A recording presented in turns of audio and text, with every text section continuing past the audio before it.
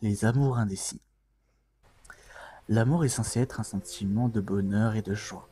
Mais avec moi, c'est différent. J'espère fonder une famille, avoir une femme à mes côtés, mais au lieu de ça, j'ai été détruit. Détruit par ce sentiment que tout le monde appelle amour. Tout le monde devrait être heureux, mais la seule personne qui n'aime pas montrer ses sentiments ne pourra plus jamais les montrer. Je sais que ce que vous allez dire. Ne dis pas ça, tu trouveras mieux. C'était pas vraiment de l'amour. J'aimerais dire allez vous faire enculer et me cassez pas les couilles. Mais malheureusement, j'en suis devenu incapable. Incapable de ressentir une émotion joyeuse. Je suis juste capable de ressentir des émotions mauvaises.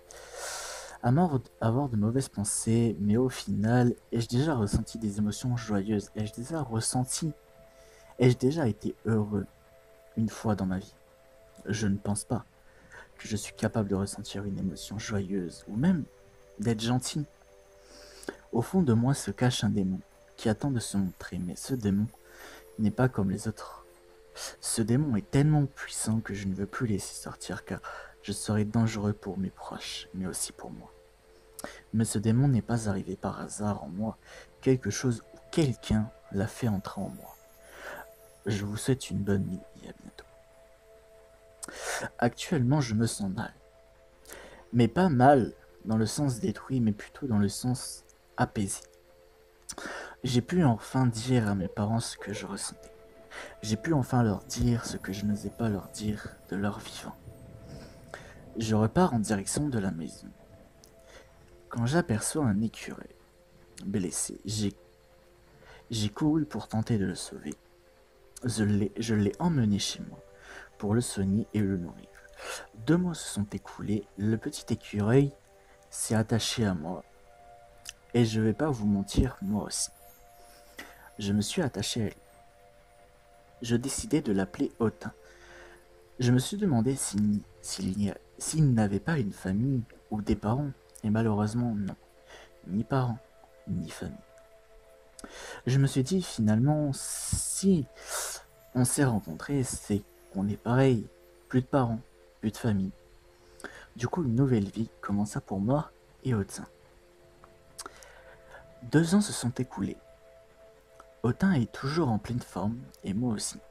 Malheureusement, j'enchaînais les conquêtes ratées. Aucune fille n'acceptait Otin. Du coup, je reste célibataire, car Otin et moi, nous sommes meilleurs amis. Même si ce n'est qu'un écureuil, et qui ne parle pas, il sera à tout jamais dans mon cœur. Je partis faire des courses, quand je croise une fille, elle était si belle qu'on aurait dit un ange. Elle s'avança vers moi et commença à me parler. Bonjour monsieur, comment allez-vous en ce temps d'été? Moi, paralysé, je ne savais pas quoi dire. Alors Marca, elle me dit, n'ayez pas peur, je ne vais pas vous manger. Je suis végétarienne. J'ai tout de suite repris mes idées et lui ai répondu d'un air timide. Je, je vais bien et vous? Que faites-vous de beau? Elle me a répondu tout en souriant. J'allais faire mes courses au marché. Et vous? Je lui ai répondu d'un air joyeux. J'allais moi aussi faire mes courses. Je vous propose donc de faire nos courses ensemble. Elle accepta, sans aucune hésitation. Nous venions de finir nos courses, quand tout d'un coup je ressens un appel étrange. Je ne connaissais pas le numéro ni rien. Je décide de ne pas répondre et demande le prénom de cette dame. Elle me répondit joyeusement. Je m'appelle Cynthia et vous? Je lui répondis d'un air joyeux. Je m'appelle Sullivan, enchanté Cynthia, ravi de faire de la connaissance. De même, me répondit-elle. Elle me donna son numéro et partit. Je rentrai chez moi, annoncer la bonne nouvelle à Anta. Mais malheureusement, Otin n'était plus là. Après l'avoir appelé dans toute la maison, aucun bruit, aucun son nulle part, il avait totalement disparu. Je fondis en larmes. Mon meilleur ami avait disparu. Je me disais qu'il était juste parti se promener. Mais non, aucun signe de lui. J'ai décidé d'appeler la gendarmerie pour pouvoir faire un avis de recherche. Mais rien, aucun signe de lui. Je partis donc m'aérer l'esprit pour me calmer, mais en sortant, je vois une chose bizarre sur le portillon. Je me disais, c'est rien de particulier. Je décide de le prendre et de regarder. C'était le morceau d'un vêtement féminin. Je décidai d'aller directement à la gendarmerie pour porter plainte pour une infraction. L'enquête commença et partait déjà bien. 3 mois se sont écoulés depuis la disparition d'Otha. Sans lui, la maison semble vide. Plus personne avec qui parler. J'avais l'impression de retourner en enfance. Mes parents travaillaient tard et n'étaient jamais à la maison. Du coup, j'ai appris à rester seul et jouer seul aussi. Mais honnêtement, cette solitude m'a renforcé et m'a fait devenir l'homme que je suis aujourd'hui. Et que je serai dans le futur. Toujours aucune nouvelle de la police, du coup je décide de mener l'enquête de mon côté.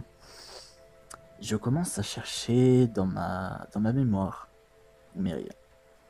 D'un coup je me souviens du bout de tissu, je le regarda attentivement et on remarque que Cynthia avait exactement le même manteau. Du coup je l'appelle en express et lui demande de venir chez moi. Elle arriva et me demande ce qui se passe. Je lui répondis d'un ton énervé. Comment as-tu pu me faire ça? Me kidnapper autant? Avait l'impression de ne rien avoir, de ne pas avoir tout compris. Mais elle me dit, ce n'est pas moi.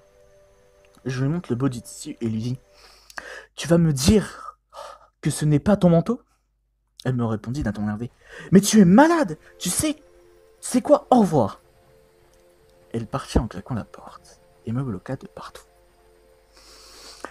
Alors, je sais pas ce que vous allez en penser en commentaire, mais après, le ton n'y était pas forcément, parce que bah, voilà quoi, mais voilà, c'est donc l'histoire en gros, c'est un mec qui s'appelle Sullivan qui a perdu ses parents et qui bah, déprime un peu parce que bah, il n'arrive pas à trouver l'amour de sa vie, qui bah, aime à la folie. Du coup, bah, il part voir ses parents sur leur tombe, elle raconte ses histoires, ce qu'il fait de la journée. Et il a un jour, en rentrant du cimetière, il croise un petit écureuil, donc le fameux Autin, et bah, tout de suite, ils devenèrent meilleurs amis, et bah, c'est tout pour lui.